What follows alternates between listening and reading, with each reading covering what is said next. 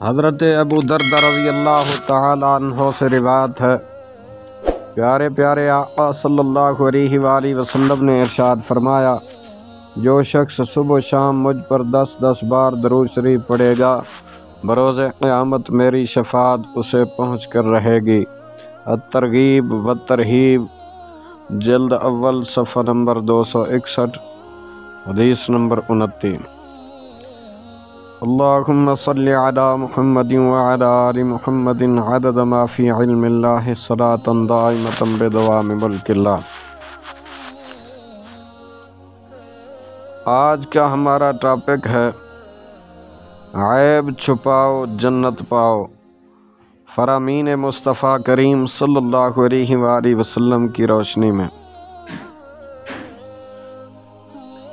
حضرت be be Rabia عدویہ رحمۃ اللہ تعالی علیہا فرماتی تھیں، بندہ جب اللہ رب العزت کی محبت کا مزہ چکھ لیتا ہے، اللہ پاک اسے خود اس کے اپنے عیبوں پر مطلع فرما دیتا ہے،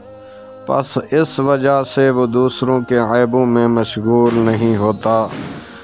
تنبیہ المغترین، صفحہ نمبر 197۔ غمزدوں کے غم دور کرنے والے خوش اخلاق آقا کریم صلی اللہ علیہ وآلہ وسلم کا فرمان عالی شان ہے، اے لوگو جو زبان سے ایمان لائے اور ایمان ان کے دلوں میں داخل نہیں ہوا، مسلمانوں کی غیبت نہ کرو اور ان کی چھپی ہوئی باتوں کی ٹٹول نہ کرو، اس لیے کہ جو شخص اپنے مسلمان بھائی کی چھپی ہوئی چیز کی ٹٹول کرے گا، اللہ پاک اس کے عیب ظاہر فرما دے گا، اور جس کے اللہ پاک عیب ظاہر کرے گا اس کو رسوا کر دے گا، اگرچہ وہ اپنے مکان کے اندر ہو۔ اے عاشقان رسول صلی اللہ علیہ وسلم، کسی مسلمان کے عیبوں کی تہمیں نہیں پڑنا چاہیے۔ رب کائنات سورۃ الحجرات آیت نمبر 12-26 پارے میں ارشاد فرماتا ہے، وَلَا تَجَسَّسُوا، عیب نہ ڈھونڈو، جاسوسی نہ کرو۔ صدر الافاضل حضرت علامہ مولانا سید محمد نعیم الدین مراد آبادی رحمۃ اللہ علیہ فرماتے ہیں، مسلمانوں کی عیب جوئی نہ کرو اگر ان کے چھپے حال کی جستجو میں اور ان کے چھپے ہوئے حال کی جستجو میں نہ رہو جسے اللہ پاک نے اپنی ستاری سے چھپایا۔ تفسیر خزائن العرفان، صفحہ نمبر 863۔ حضرت عبداللہ بن عمر رضی اللہ تعالیٰ عنہ سے روایت ہے کہ ہم اپنے رب سے ہم گناہ گاروں کو بخشوانے والے پیارے پیارے آقا صلی اللہ علیہ وسلم کی بارگاہ میں بیٹھے تھے کہ محبوب کائنات صلی اللہ علیہ وسلم نے فرمایا، ایک مسلمان دوسرے مسلمان کا بھائی ہے، نہ اس پر وہ ظلم کرتا ہے نہ اسے بے جار و مددگار چھوڑتا ہے، اور جو اپنے بھائی کی حاجت پوری کرے اللہ پاک اس کی حاجت پوری فرما دیتا ہے، اور جو کسی مسلمان کی تکلیف دور کرے اللہ پاک قیامت کی تکلیفوں میں اسے اس کی تکلیف دور فرمائے گا، اور جو کسی مسلمان کی عیب پوشی کرے تو خدا ستار قیامت کے دن اس کی عیب پوشی فرمائے گا۔ صحیح مسلم۔ اللہ اکبر۔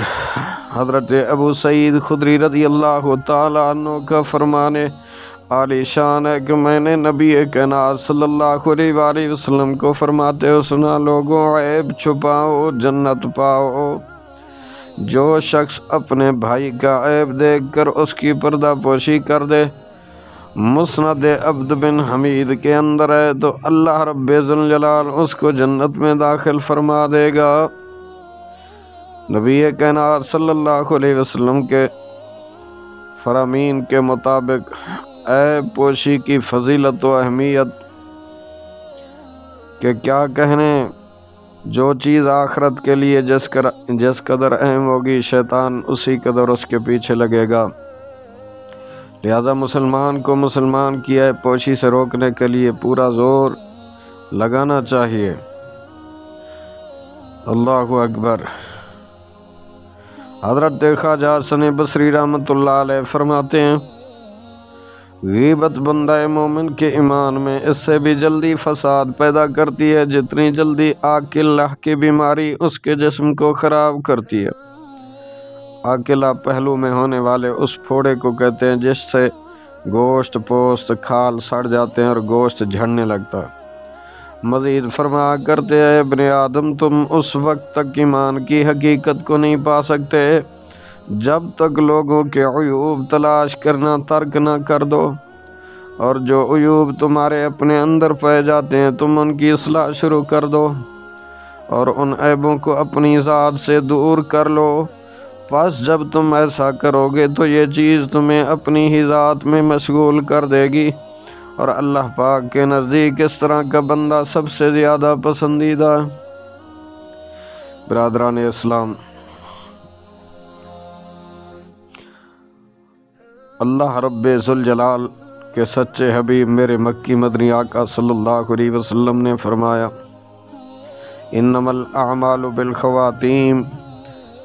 اعمال کا دار و مدار خاتمے پر ہے، چاہے کیسی آفت آن پڑے ایمان انسان کا ہرگز متزلزل نہیں ہونا چاہیے۔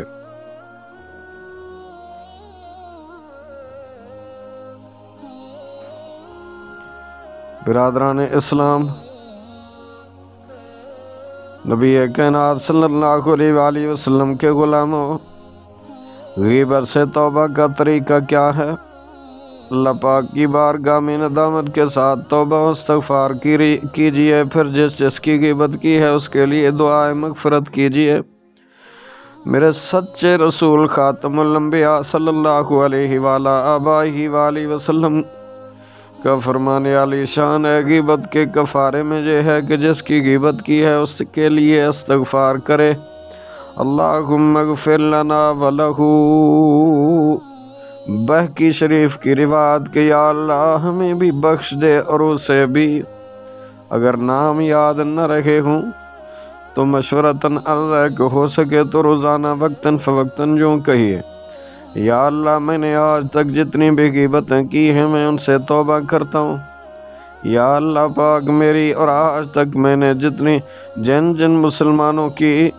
غیبت کی ہے ان سب کی اپنے محبوب صلی اللہ علیہ وسلم کے صدقے مغفرت فرما، اور جس کی غیبت کی اس کو پتہ نہیں چلا تو اس سے معافی مانگنا ضروری نہیں۔ اللہ رب غفار کے دربار میں توبہ و استغفار کیجئے، دل میں پکا عہد کیجئے